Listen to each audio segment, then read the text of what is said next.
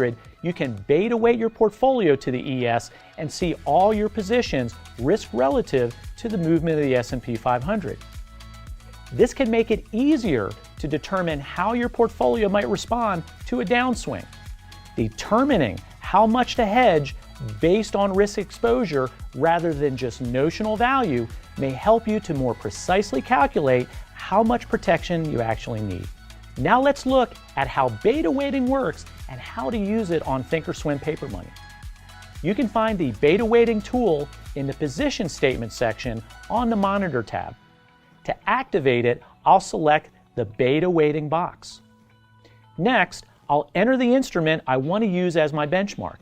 For this example, we'll assume our portfolio generally tracks the S&P 500 and that we'd want to use the E-mini S&P 500 futures contract to hedge. So I'll enter /ES. To see the results, you'll need to have a delta column in your position statement. If you don't, it's easy to add one using the gear icon.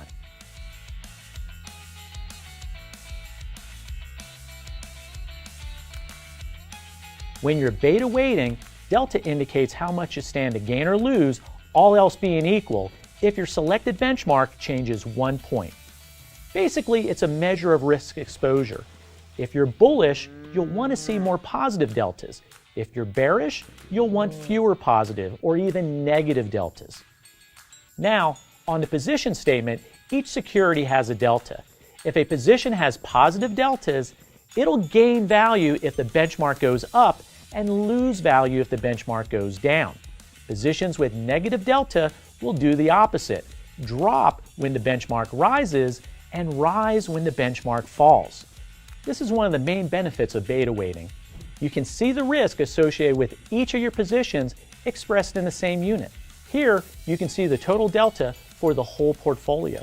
This sample portfolio has a delta of 447, which means the portfolio is estimated to rise about $447 for every point our benchmark, the ES, rises. It also estimates that the portfolio will fall $447 per point the benchmark falls. So, how can we apply this to hedging a portfolio? When beta weighting, think of hedging as an attempt to reduce your portfolio's delta. If your portfolio has positive delta, but you think the market might drop, consider reducing your delta exposure. You can do this by adding a position with negative delta. For example, a short index futures contract.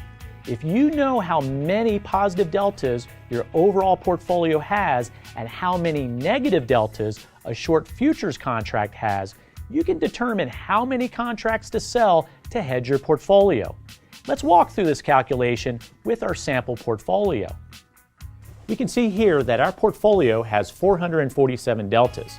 So if I wanted to hedge my portfolio, one E-mini S&P 500 futures contract would add negative 50 deltas.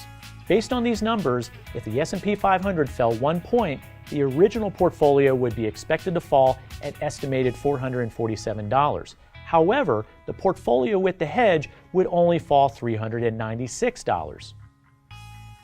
Of course, beta weighting doesn't stop the risk of timing the market that comes with hedging. You still have to determine when to close the hedge to avoid the drag that the contract causes. Remember, having higher deltas when the market turns bearish could also result in higher losses, whereas lower deltas when the market turns bullish could reduce your gains. So, follow your investing plan to know when to open your hedge and when to close it. You can see that beta weighting on Thinkorswim paper money can be a valuable tool for determining how much to hedge your portfolio. Measuring your portfolio in terms of market exposure may help you hedge more effectively.